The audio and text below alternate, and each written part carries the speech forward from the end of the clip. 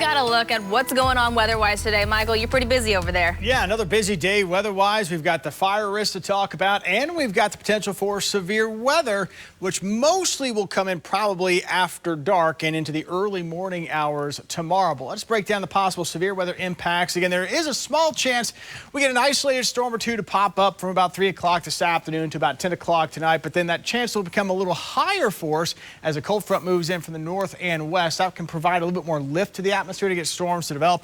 And that window between about 10 o'clock at night to about 5 o'clock tomorrow morning, with the threat pushing southeast as we go through the overnight hours. Not everybody will get storms out of this, but the chance is there. And where we do have storms, they could be strong to severe, with a wind threat and a hail threat. It could be very large hail, and there is even going to be at least a low-end tornado threat as well. So initially this afternoon, where we get an isolated storm or two, it could be strong to severe. Most of us probably don't get anything this afternoon, but just keep in mind here, McAllister, Shakota, Stigler, as you head over to around Wilburton, over to around Salisal, Tahlequah, Westville, back down through Muskogee. Just keep an eye to the sky just in case a storm or two tries to pop up this afternoon, this evening, because there will be a chance if it does go, it would be strong to severe. Now, as a cold front comes in from the north and west tonight, we get a bit more lift to the atmosphere. That'll increase our chances for showers and storms. And the chances will be a little bit higher as you get east of Highway 69 compared to what we're going to see out to the west. And again, not everybody sees storms, but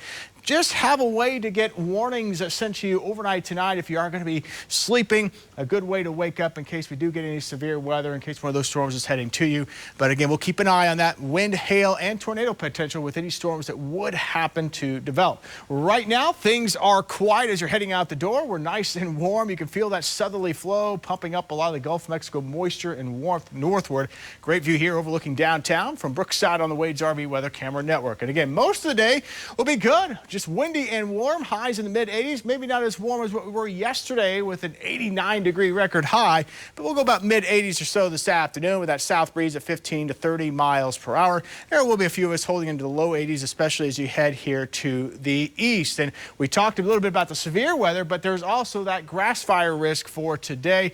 Very high fire danger, extreme fire danger, in fact, here from areas from Creek County to Pawnee County, Osage County, Washington County, Chautauqua County, Montgomery County in Kansas. That's also where we happen to have red flag warnings in effect.